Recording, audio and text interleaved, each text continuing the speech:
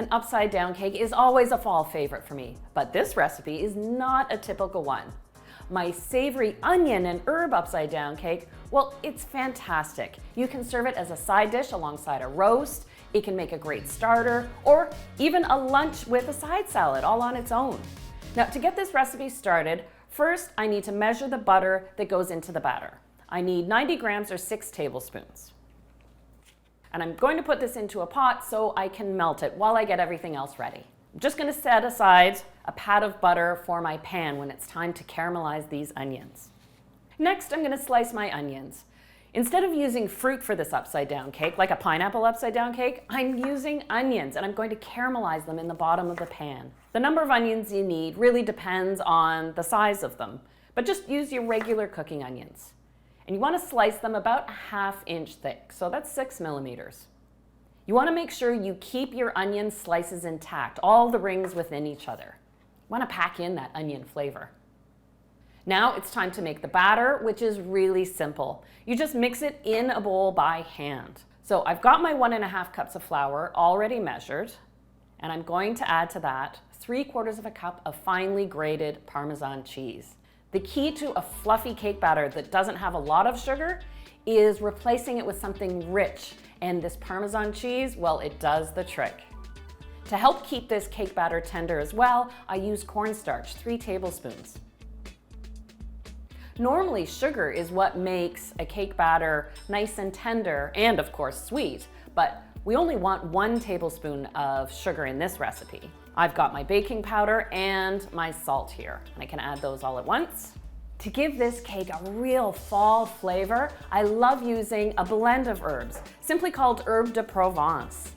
This is a beautiful combination of thyme and rosemary and bay leaf. Sometimes there's lavender in there, or savory or marjoram, definitely oregano.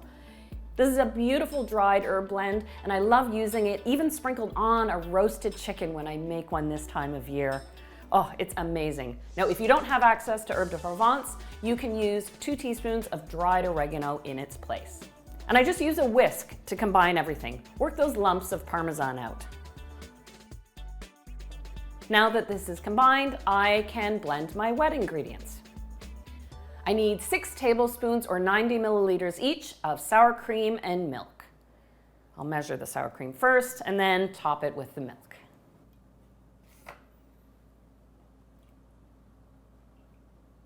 I'll put that into a small mixing bowl and then I'll crack my 2 eggs into that. I give this a quick stir just to combine it.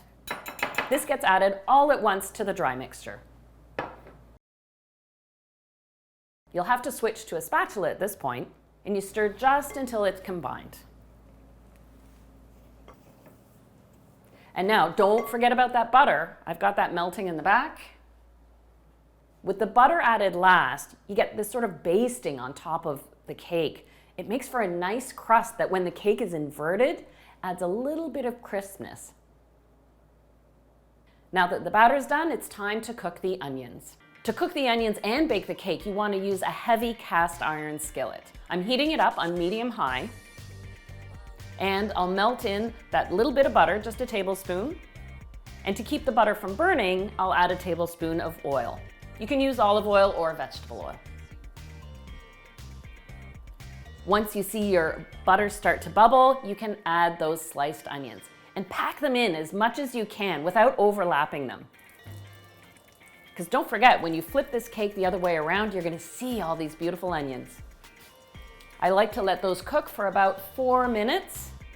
All right, now that I can see the onions are softening up around the edges, I'll pull the pan off the heat and I'll dollop that batter on top. Take a minute to spread it to make sure you've got it in an even layer, and make sure you're covering the onions. All right, and now this is ready for the oven. I preheat my oven to 400, and the cake bakes for about 25 minutes. You check the doneness just like you do a sweet cake. You insert a skewer in the center. When it comes out clean, you know you're good. I do like to let the cake cool for about 20 minutes. That way, it makes it easier to handle when it's time to flip it. But you can serve the cake warm or at room temperature. Equally delicious. If you need to, you can loosen the cake from the sides of the pan a little bit just to make sure it's loosened, but those onions won't stick to the bottom of the pan.